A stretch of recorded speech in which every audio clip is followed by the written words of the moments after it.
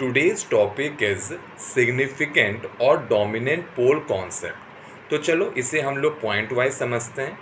First point is, अगर आपके पास एक ट्रांसफर फंक्शन है having multiple number of finite poles, then pole line near to origin is called my significant pole और dominant पोल.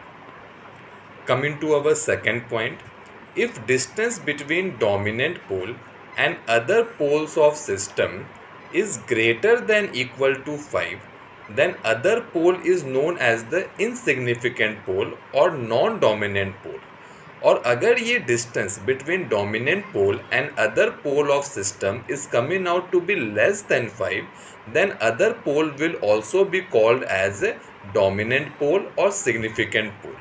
चलो अब ये फर्स्ट टू पॉइंट को हम लोग एक एग्जाम्पल से समझते हैं. This is your S plane having the pole distribution. पहला पोल लाई कर रहा है at S is equal to -2, जिसको हम लोग डिनोट कर रहे हैं बाई P1. दूसरा पोल लाई कर रहा है at S is equal to -8 which is denoted by P2. तीसरा पोल लाई कर रहा है at S is equal to -12 which is denoted as P3. अब हम लोग फर्स्ट पॉइंट ये देखे थे कि जो पोल मेरा नियर टू ओरिजिन है वो मेरा बाय डिफ़ॉल्ट सिग्निफिकेंट पोल या डोमिनेंट पोल बन जाता है. अब हम लोग को चेक करना है कि P2 एंड P3 मेरा डोमिनेंट पोल है कि नहीं. तो इसके लिए हम लोग को P2 एंड P3 का डिस्टेंस कैलकुलेट करना पड़ेगा विद रेस्पेक्ट टू P1. और अगर ये डिस्टेंस कम आता है ग्रेटर देन इक्वल टू 5, तो ये मेरे P2 and P3 non dominant पोल बन जाएंगे. और अगर ये डिस्टेंस आता है less than 5, then my P2 and P3 will become as dominant pole. तो चलो सबसे पहले हम लोग डिस्टेंस चेक करते हैं of P2 with respect to P1.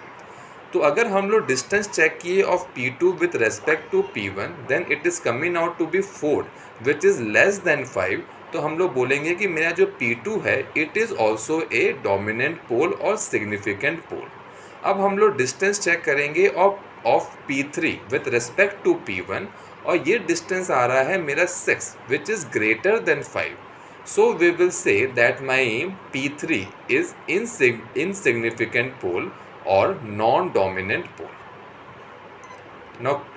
Now मेरे जो तीसरा पॉइंट है और जो चौथा पॉइंट है इसे हम लोग नेक्स्ट डिस्कशन में देखते हैं.